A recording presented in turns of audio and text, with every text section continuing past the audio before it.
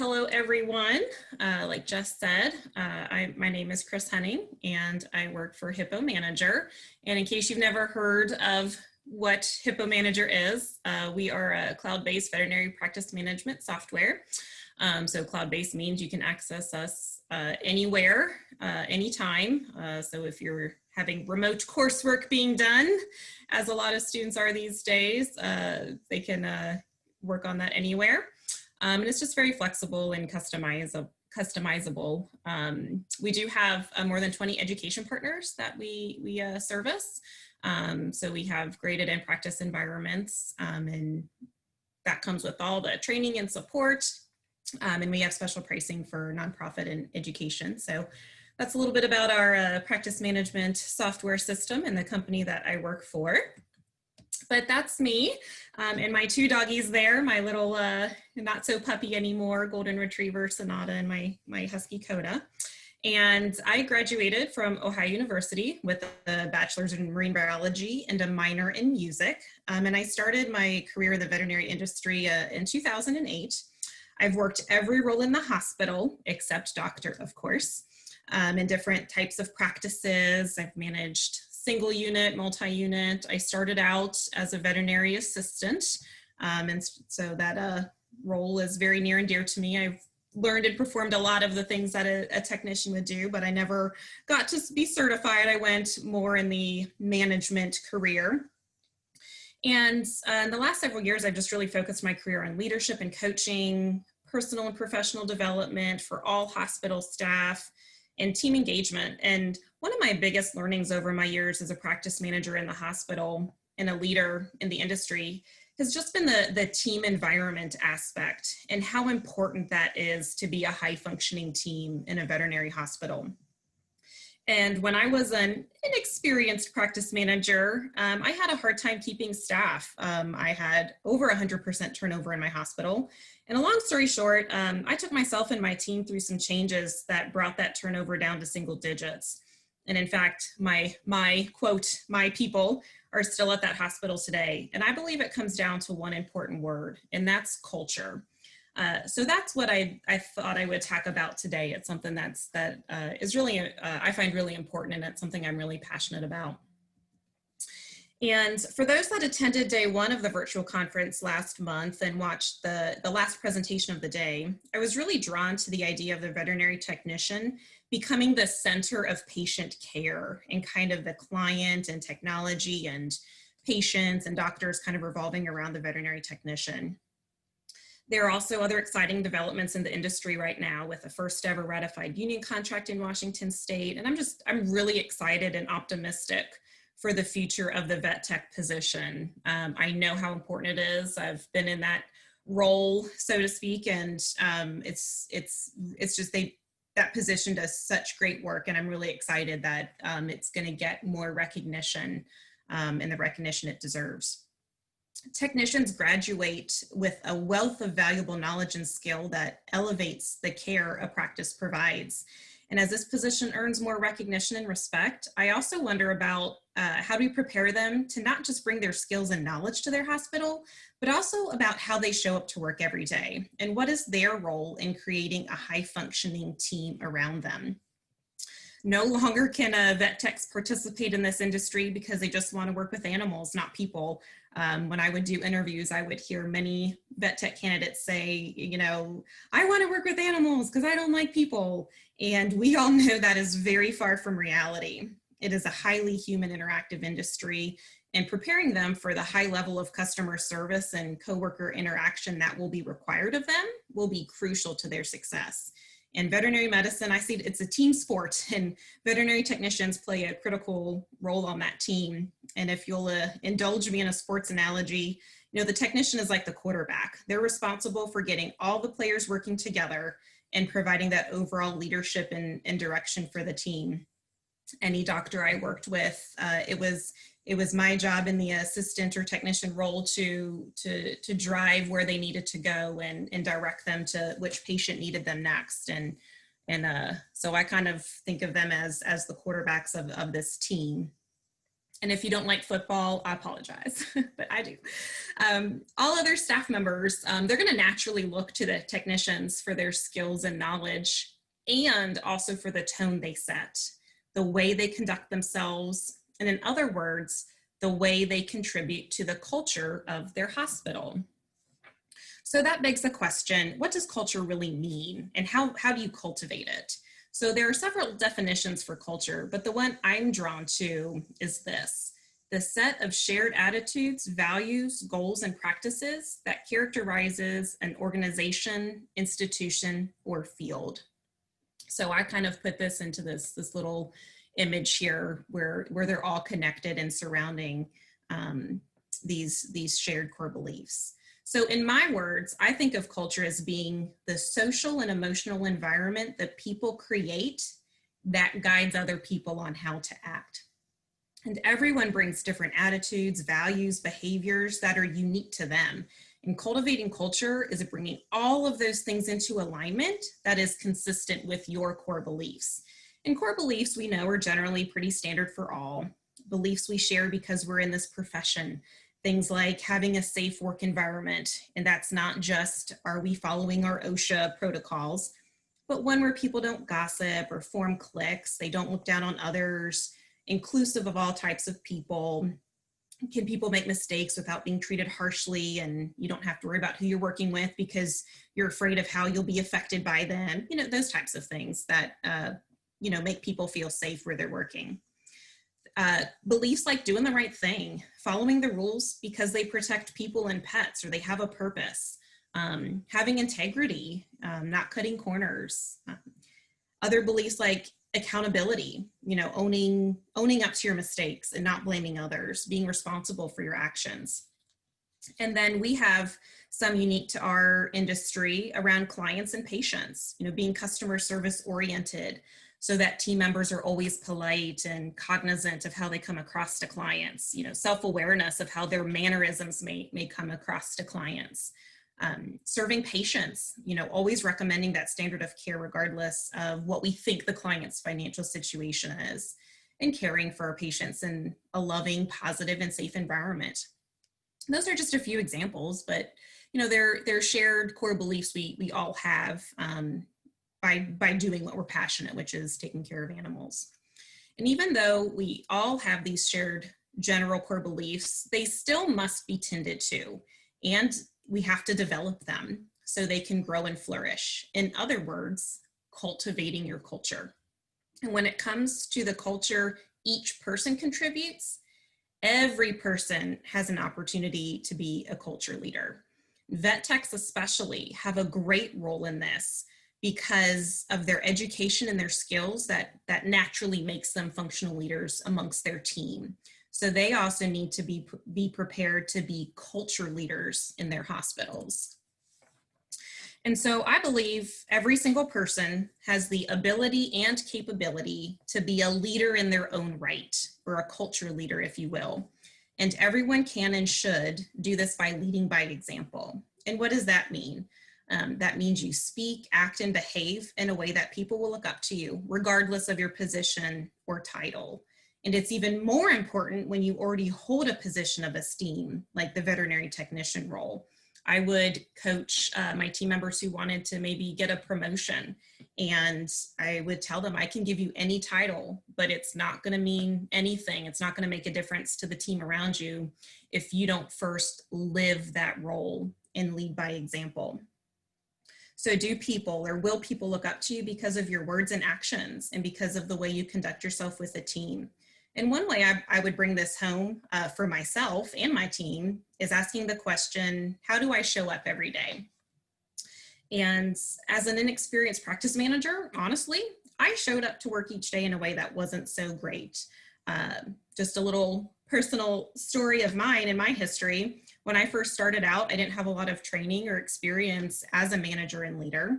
And my actions and behaviors were not very admirable. I would be that manager that would sigh and be frustrated when people would make mistakes or not catch on to something as quickly as I thought they should, or if they were, more inefficient than I was. I was guilty of huffing and puffing and saying things like, who scheduled that appointment so close to closing? Who scheduled that sick pet at the last hour of the day? I was guilty of that. And as I mentioned, my staff turnover was over 100%. Well, no wonder. I came to the realization that I had a choice. I chose how I acted at work, and I chose what I said, what I did, and how I did it. And so I realized that how you show up every day, and if you lead by example, these are choices we have. We choose what we say. We choose the actions we take.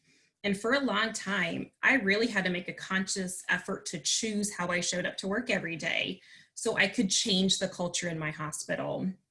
I had to stop being distant and impersonal and unapproachable. And I had to really work to change how I walked in that hospital each day and how I interacted with my team, because the culture started with me and I needed to change that.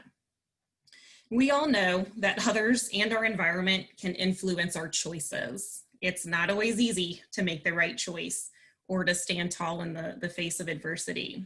It can be very easy to get sucked into negativity and gloom.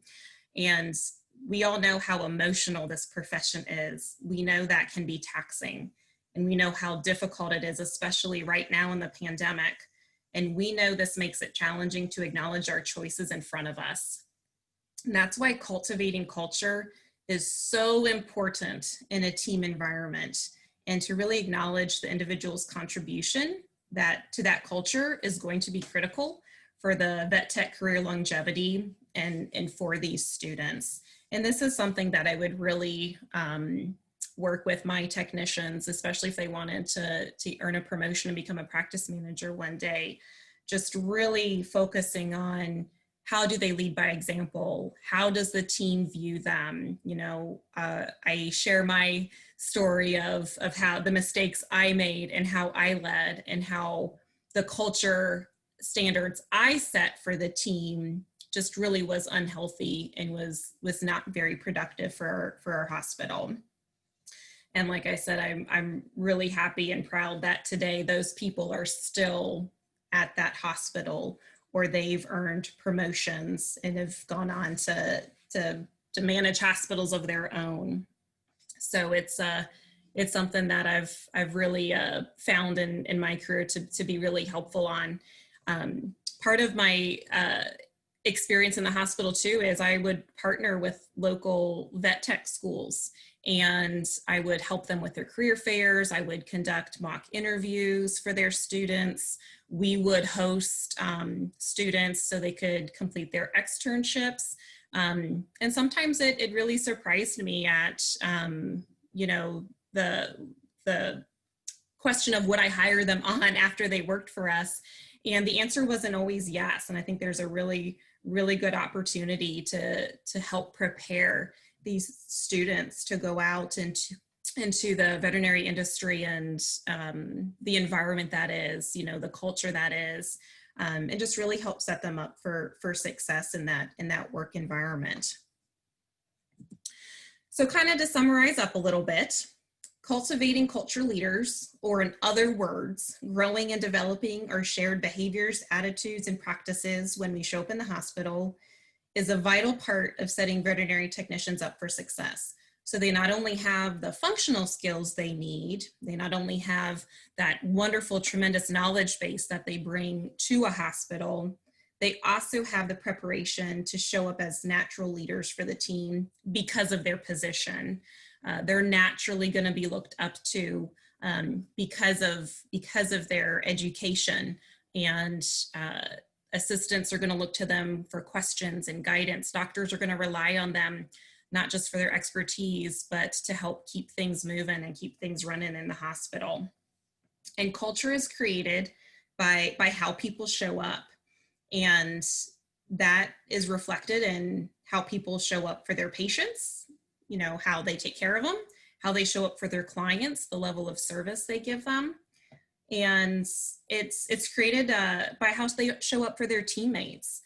Do they foster learning and education and just being good leaders for their teammates? I know a hospital where a couple of the technicians kind of ganged up on an assistant who, didn't have as much education. They kind of looked down on her because she wasn't a tech and she maybe didn't have the knowledge base that they had. And she was still a wonderful employee and had many other values and qualities and attributes she brought to the team. But that individual ended up leaving eventually because she was kind of shunned by some of the other teammates. And culture is created by how people show up for themselves. Most importantly, maybe, we know how emotional this industry is and how much it can wear on people, and making sure that they're prepared for that and they have some tools and guidance on how to, conduct themselves so it can create that lasting, high performing team environment that's going to be so much more enjoyable to work with and so much more supportive for them to work with. That's going to be really critical for the future of veterinary technicians, and just really propelling this industry forward with the highest regard it deserves for these technicians. And I'm very excited to see what this role is going to look like in the hospitals, even just a few years down the road. So it makes me really happy that we're seeing the progress we are in that. So thank you so much for listening to our presentation today. If you are interested in hearing more about my company, there are some resources to contact us.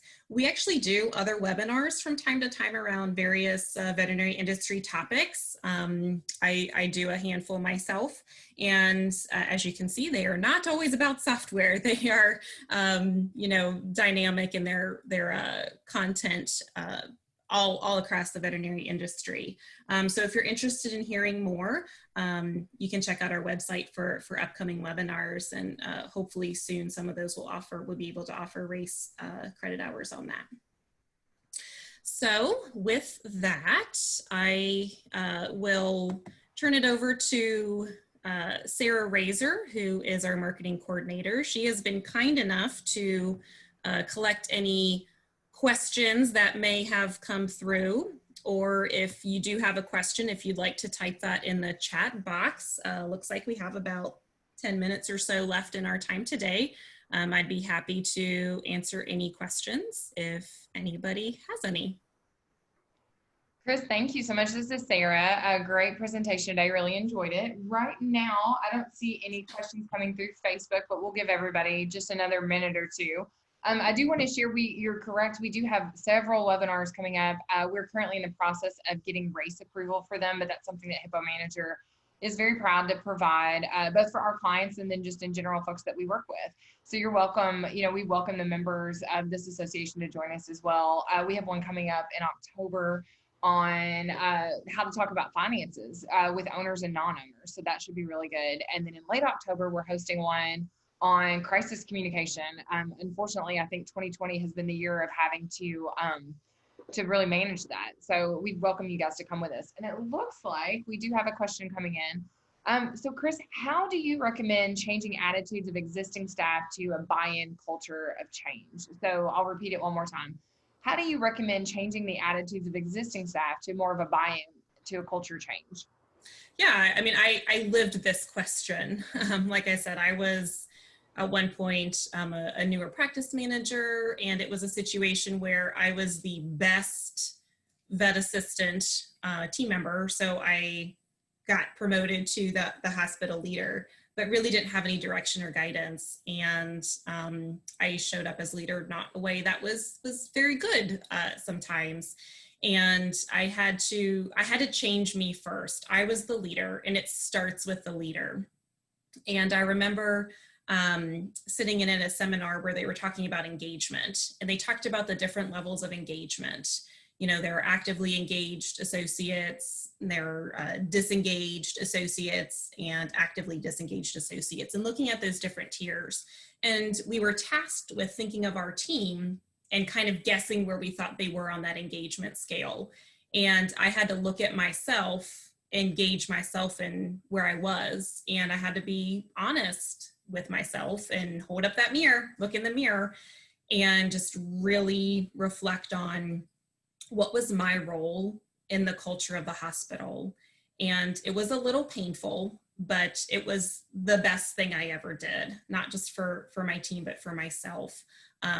Because I decided to be different. I had to be different. I didn't want to look in the parking lot and see whose car was there and was it somebody I liked working with or didn't like working with for whatever reason. I didn't want to work that way anymore. I didn't want to have a career like that. So I got with my owner doctor, and we had a conversation around how we wanted to change. We wanted it to be different. We knew what our problems were and we wanted to be different. And she and I made a commitment to each other, and we said, it starts with us. We have to change how we show up first before we can ask anybody else to show up differently. And so we had a little bit of a problem around our work environment. It was, you might call it a hostile work environment. Maybe that's a little severe of a word, but we had people, we'd talk about each other when they weren't there. We'd talk behind their backs. You know, we would kind of rag, oh, this person did that. They, you know, it just wasn't very nice. And even though those people weren't there and maybe didn't hear us, they probably knew we talked about them someday, but you know, that just wasn't fostering a team environment. So we had to identify what were we doing that was making it not a great place for people to work. And then we had to commit to changing how we showed up. We had to show up differently. We had to promise, we had to acknowledge our mistakes in the past and say, hey, we were guilty of that too. And we're not going to do it anymore. This is the vision we have. This is what we want to do, and we need everybody's help. We're going to do it first, and we're going to make that commitment to you. And then can we get your commitment to do the same? And from there, we scheduled a series of team meetings. We had weekly team meetings, and every single meeting, we spent some time on some aspect of team building and team engagement. I scheduled one-on-ones with all of my associates, so I had a chance to talk with them and get their feedback, listen to them, just have a personal conversation. We had never done that. I'd never done that before. I'd never sat down with them and just said, hey, how's it going? How are you? You know, I had to listen to them. I had to listen to their feedback and ideas they had. And so it was very much a process for me to change the culture in my hospital. And that's where I started. And I didn't have a guidebook. I didn't have like a list of things to do. I just kind of took the pulse of what was going on and what I needed to address for the next week's team meeting, or what we maybe needed to address kind of on a one-on-one. And it really turned into development of the team. It changed from, okay, let's just do simple things like not gossip about each other and let's just treat each other kindly, to we worked on our communication skills. You know, we had a doctor who came across as yelling to other team members and said, okay, well, let's work on our communication. And I researched and found an exercise around communication that kind of highlighted different communication styles. And I had no idea if it was going to work or not, but I tried it, and it just made the difference for the team. And so just finding things like that based on our current events in the hospital, and then finding something that would address that. And it wasn't just doing a fun team activity because we could. You know, I made sure to connect the dots to the issues we had going on in the hospital. And a lot of the exercises I found would have some debrief questions, and then I would think of my own to add and ask them to kind of help lead them to the conclusions that I knew we needed to get to make our team environment better.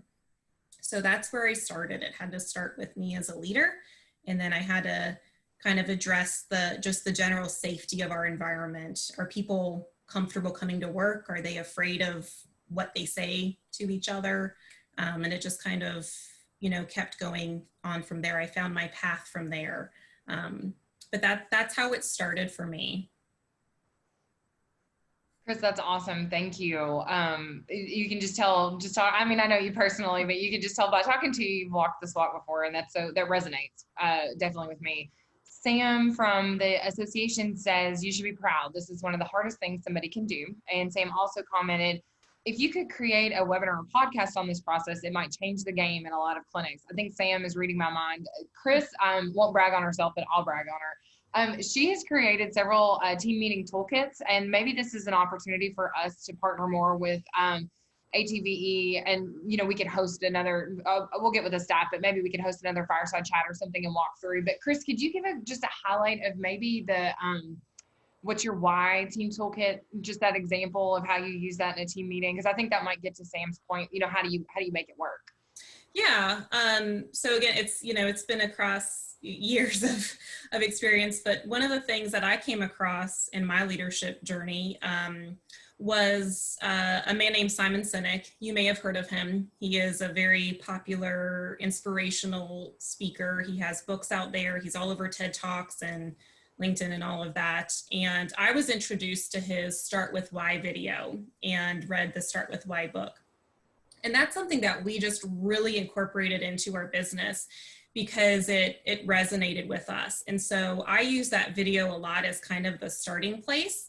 It's about an 18-minute video. You can find it on YouTube. It's called Simon Sinek, Start With Why. And we start out with watching that video, and then I created just a team meeting agenda around that to really just bring it home and make it personable for the hospital. And there's a couple activities that I created that stem from that video, but you got to kind of watch that video first for it to make sense. And a lot of the things that I did with the hospital leaders that I worked with is just kind of put those into what we called like a little meeting in a box. So it would just be instructions on how to conduct a team meeting that way. And so I could use that as, coaching resources with the teams I was developing, just to help them, get them a starting place. But usually that was where we started. Once I discovered that video and had some exercises around it, that's where we started, because it's usually everybody who watches it gets something out of it. I've probably watched it 25 times and I still enjoy watching it. So it's really helpful. Many companies refer to that and use that kind of as a resource and as an inspirational tool for them. So I've done a lot of those with all different kinds of topics. There's one, we talk about why we do what we do. And then I talk about who are our stakeholders. And a stakeholder is a person or group of persons that are impacted by what you say and do. So in your hospital, who are your stakeholders? And how do you make decisions to make sure you're always respecting your most important stakeholders? So those are just a couple of the starting places I use to get going with that. I hope that answers your question. I think so, Chris. I think it's exciting, and we'll get connected with AVTE folks and just see if that's an opportunity maybe for us to connect again and share more about that process and share the team meeting toolkit in that. Are there any other questions, Jess, or are we right at time? I don't see any more right now, but I would definitely be interested in setting up another fireside chat for that. I know it's something that I've also struggled with, not myself, but management in places that I've worked with that made me feel not so great working there. So I think we can definitely set up another chat and get more on this. But I don't see any more questions right now. Yeah, it sounds great. I love talking about it. Like I said, it's something very near and dear to my heart because it literally changed me as a person. And I think it's important to share my story because that might help inspire others. And it's really hard to look in that mirror sometimes. It's really hard when you strive to be a perfectionist or you do your best work every day. You show up to do your best work every day, but there's a piece missing to that. And that doesn't mean you're not doing a good job. It just means you have an opportunity. And if you choose to recognize that opportunity, wow, is it life-changing? Yeah. I put the name and the title in the chat. You said Simon Sinek, right? Yeah, it's Simon Sinek, Start With Why. If you just Google that, I promise you'll find it on YouTube. It's about an 18-minute video. It's wonderful. He does a lot of those talks and I enjoy listening to him. He's very inspirational.